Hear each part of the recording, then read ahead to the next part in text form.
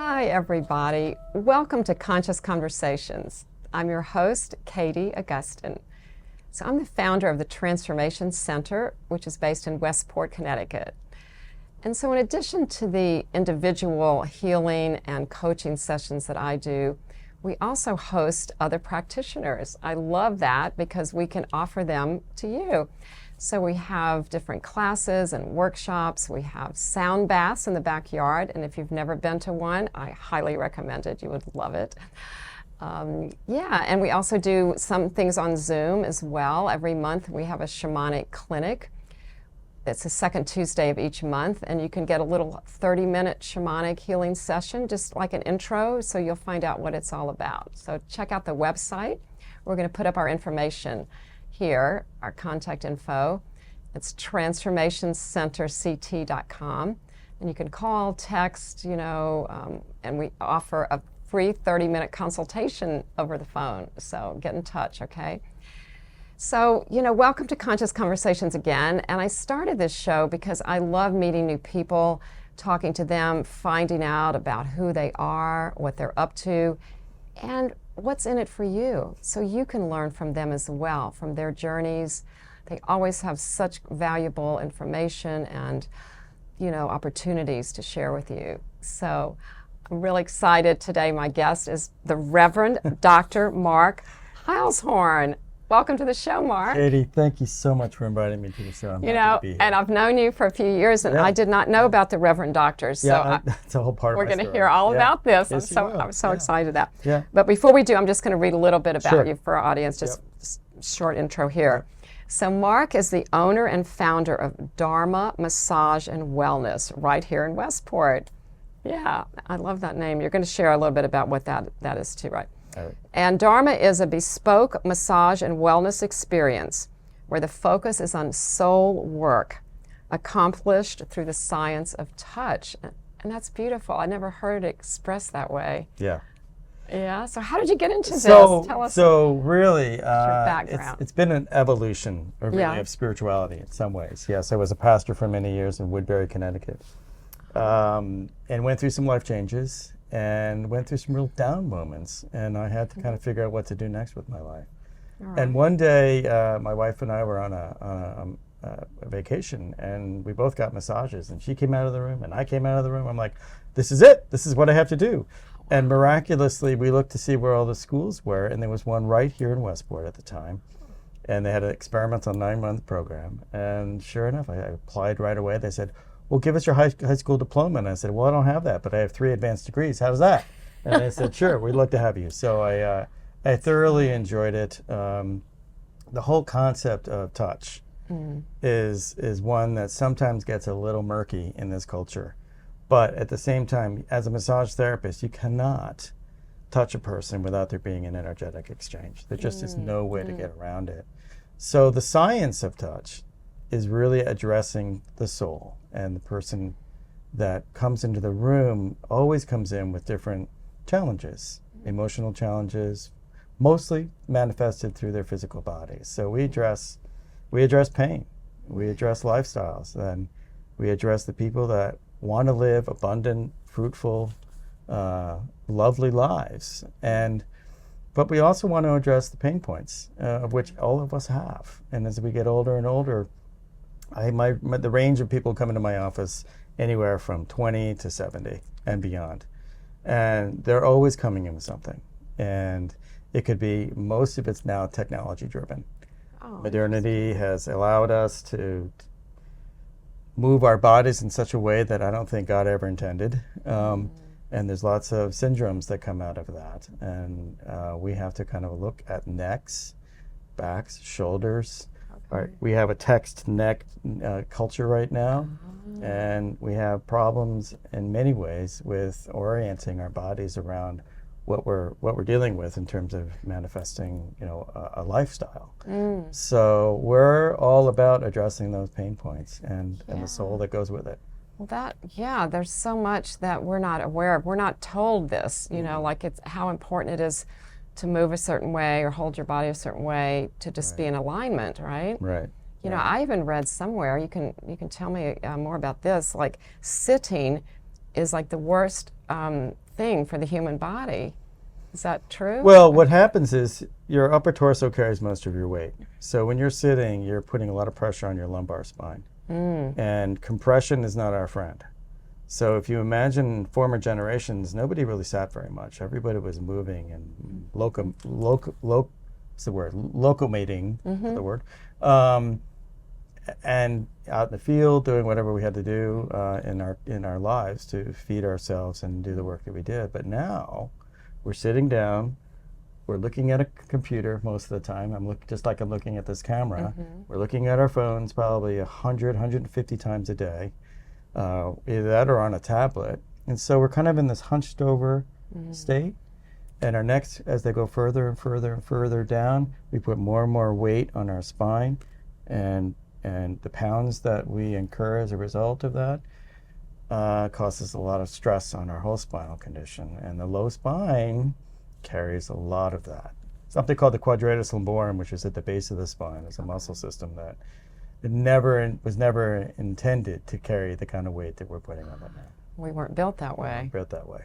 Okay, Yeah. interesting. Yeah. So, I guess there's a movement out there to stand up, the standing desk. Yes. Does that Yes. help at all, in your opinion? I think it does. But as I say to people who come into my office all the time who are commuting back and forth to New York or at home doing a hybrid model, I say, in the context of your day, I know it's very difficult to do, but get up, move around, stretch, do what you have to do a couple times an hour. Well, really, what harm can it cause to remember to do that? But we get so ingrained in our lifestyles and our work mode that we don't think about it.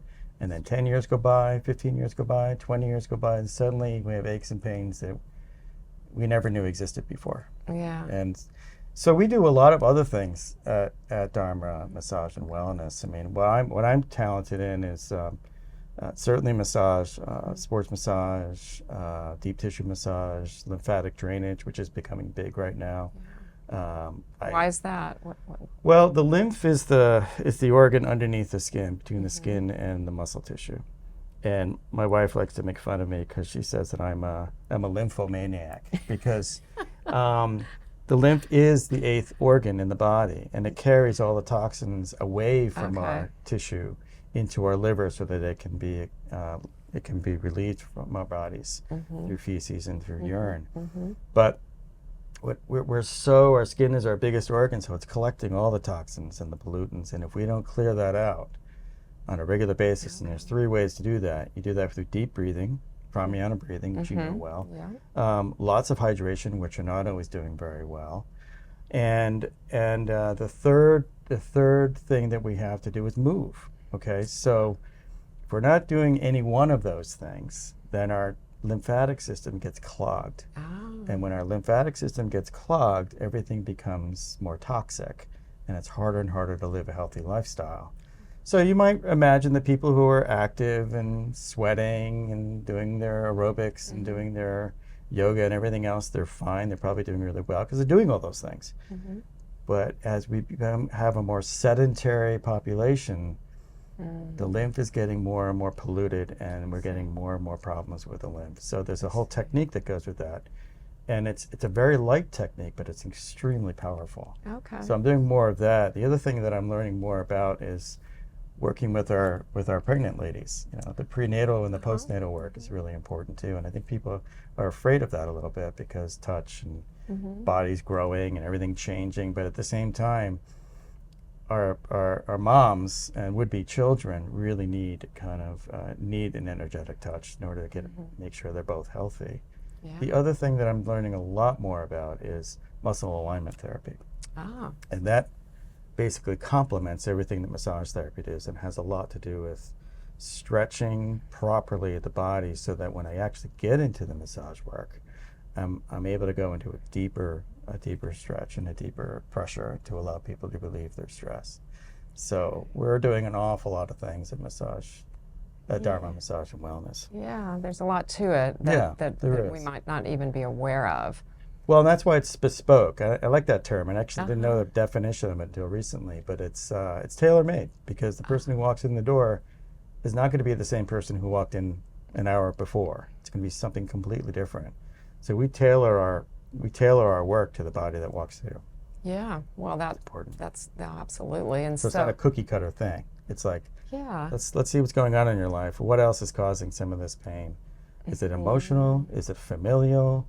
Is it chronic? Is it acute? When did it all begin?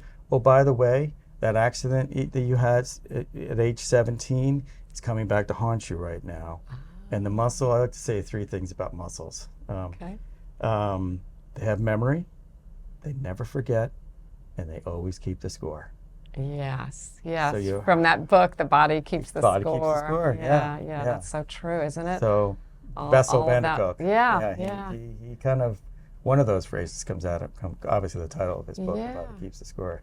And it does. And if we don't maintain and take care of our bodies, we're going to be hurting people. So if the injury, or even, doesn't have to be physical, it can be emotional. Yes. The energetic component of it. Right. If they get into our muscles, into our cells, the only way to release it really is either through some physical, massage therapy type, or some energy work. So that's really interesting. I hadn't thought of it that way. Yeah, and my spirituality background always has a role, and we always start all our sessions with a singing bowl, which comes out of the Eastern traditions to sort of purify and sanctify the time together. And I know that when people come in, they're being vulnerable. They have to be.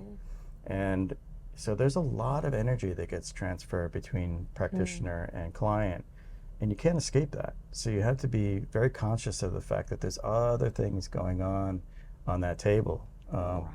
Besides just the physical work. Yeah, there's lots of planes. Lots of planes. Yeah, because I was going to ask you that actually, how your background in the spiritual world helps inform what you do, and that's pretty. Well, it's interesting. I always start with connecting before a client comes in. So I'm basically putting my hands on them and connecting and realizing that while I'm Christian, everybody believes something, and so I'm very ecumenical in my approach to people. But I don't do it verbally. Sure. It's really just it's my understanding of connecting to the Godhead of whatever the belief system is, and in my case, inviting people to participate in my work, so that it's just not my hands; it's something else going on. So you're like the conduit, right? Yeah, I'm the conduit. Yeah. So I'm the facilitator of spirituality, so that when people walk out, they're not just getting a physical bath in a sense; they're getting a spiritual bath, whether they know it or not. That's perfect. Kind of cool. It is. Yeah. I mean, it's a great combination. Well, it differentiates me from everybody else out there, because not many people have a doctoral degree in theology who work on bodies. So it allows me to also enjoy what I do and continue to see myself as a minister, as a ministering to people. And I make that pretty clear. And if people are uncomfortable around that, I try to soften it so that they're not. But that's what we do. And our studio is bright, and it's light, and it's beautiful. And my wife's done a beautiful job decorating the studio. And all I say is that I paid the bills and I chose the paint color. That's all I did. Everything else is her. Yeah, it's right here in Westport. Well, let's put up Mark's slide again so we can see the address and how to contact him. Yeah, so it's right across from Whole Foods. There's a strip mall there. It's got a tennis place. There's a nail place. There's a glassware place and Groove clothing store. So I'm on the second floor, right above Groove. I know that area because I did go to the tennis store. Definitely. Yeah. So that's great because it's. The other thing I was going to ask you though is about the preventative aspect of massage, because that's, for me, I would love to get a massage every week, but at least every month. Yep. But I never do, because I'm like, well, do I really need to do that? And I don't practice what I preach, in other words. Fair enough. But I know how important. Can you just share a little bit about that? So it's interesting. I have clients come weekly. I have clients come every 2 weeks, monthly, annually. And then I have people who come in sometimes who need 2 or 3 times a week. They have a frozen shoulder issue that they need addressed. So that's more like an acute issue. Like they're really trying hard to open up some muscle tension. Yes. I think regular can be defined in lots of different ways. What I said to somebody the other day, and it's actually made a lot of sense to me, even though it came out of my mouth, was whatever makes you feel better is what you ought to do. Oh. And that's going to be defined differently by everybody. But what I try to say to people is regular work will be a preventative for anything that you do. Because you're opening up your joints, you're opening up your muscles, you're also identifying places where there may be some chronic problems that we can address right out of the gate. And then we can soften those challenges that you have and address them in a comprehensive way. So I'll plan, a package of 5 or a package of 10, something like that. And they can come as frequently or infrequently as they want. But the people who come the most are the people who feel the best, is really what it boils down to. Well, that's it. That's kind of, and that's defined by everybody in different ways. Yeah. No, but that makes perfect sense to me. And I think, the regularity of it can help prevent something from needing acute attention, right? Right. I had a gentleman come in the other day, and this is just a funny story because it often happens. I always have an intake form where I ask a lot of questions about background, accidents, surgeries, whatever the case may be, and where their current issues are. He came in with a back challenge, and he didn't seem to think there was anything associated with that from his past, right? And I have him on the table, and I'm doing some work, and he says, I said, the shoulder's a little tight. What'd you do here? And he goes, oh, I didn't tell you. I said, no, you didn't tell me. Oh, I had rotator cuff tear when I was like 18 years old. And I said, oh, do you think that has anything to do with how you feel now? And he goes, well, I never thought of it that way. Oh, interesting. Which is interesting because I think what happens to us is we have an incident that takes place in our life and we think we've healed and we've moved past it. That may be the case, and maybe many years have gone by, but there's a muscle memory of an injury or there's some sort of an emotional memory of something bad that happened.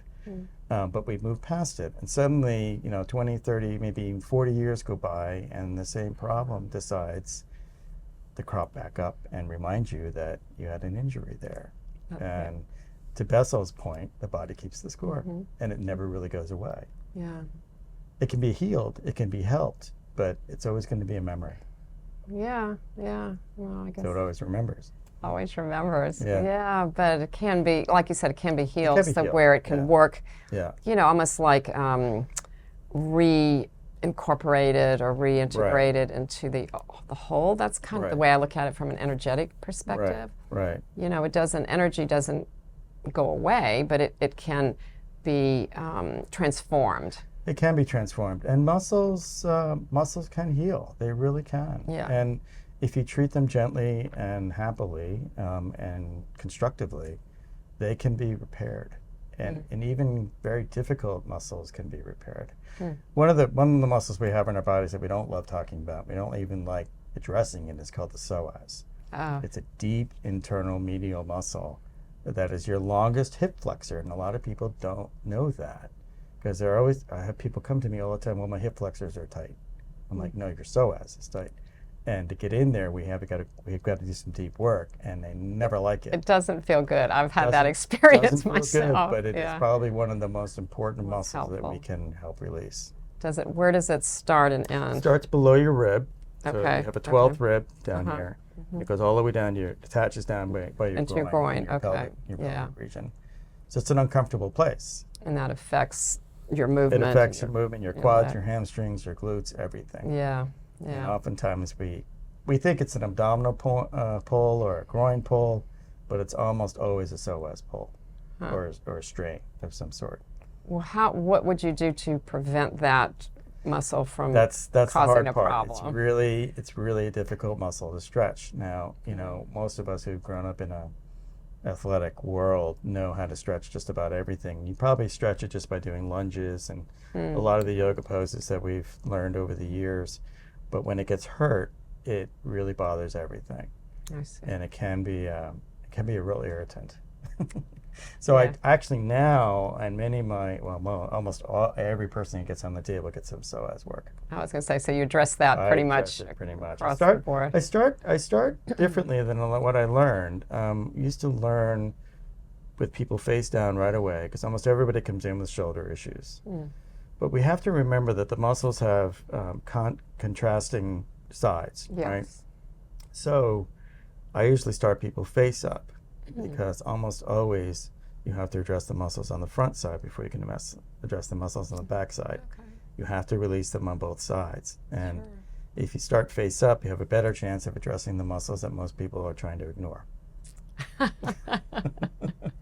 Yeah, well, that makes sense, doesn't it? Yeah, no, it works for me. It's kind of been my practice. Yeah, That's well, worked you've out been really doing well. this a long time. How long? Yeah, so not that long, relatively speaking, but 7 years now. This December. So, because it's like your second career, It is basically. totally well. It's actually my third, but I Uh. mean, I mean, ministry was what I was involved with for 20 some odd years. But again, I think of this as ministry, so it's just a continuation, just a different kind. Totally, yes. The other thing that's important about that concept, the spirituality concept, it gives people a lot of safety too when they come in. And it's important that people recognize that when somebody is working on you, want to feel comfortable, you want to feel safe. Oh, So yeah. it's a safe place. Yeah, and that's something that does not occur to me, but I know it is important Yeah. because I think I have that, I don't know, my husband says that maybe I'm missing that gene or something. I just don't have that fear factor, Some people because do. I Some just, people don't. yeah, and Yeah. I think it might be, well, lots of reasons for that. But yes, but it is important to have people be comfortable or they're not going to benefit as much from the work that you do. I mean, that's just the bottom line. Right. You have to be relaxed, you have to feel safe. Well, that's why the environment is so important. I mean, when I got out of the school here in Westport, we were trained to, think about going to some of the other massage studios that are all over the place. But I found them to be dark. I found them to be insulated. I found them to be quite frankly, cave-like.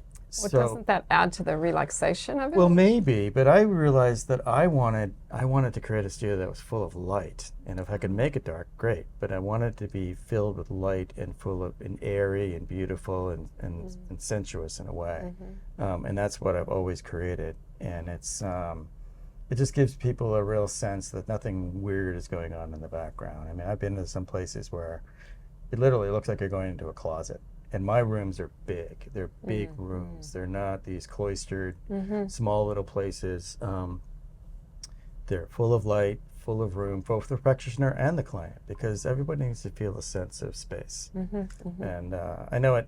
In some ways, economically, it doesn't make sense to have big spaces, but for what I do, I think it's really important to sacrifice the economy of it for the experience of it. Yeah. Well, that's beautiful, Mark. Yeah.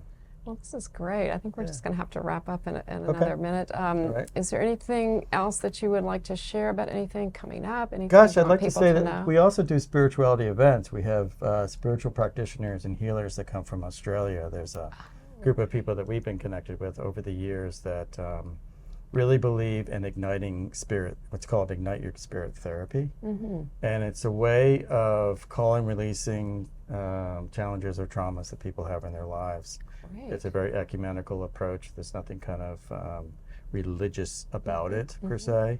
But I will say that we have people coming. We have some people coming the 13th of June. Okay. They're both musicians, so they add to what we kind of know in the world as kirtan singing Sure, of and course. spirituality. Yeah, I love kirtan. So it's a lot of fun, and it's a great way to share emotion, Yeah. which we're not good at sharing in this culture. We have to kind of let our feelings out there. And if we Yes. don't, it's a bit destructive. We don't let our feelings Yeah. fly. No, it's really important. So it's important to be part of Yeah.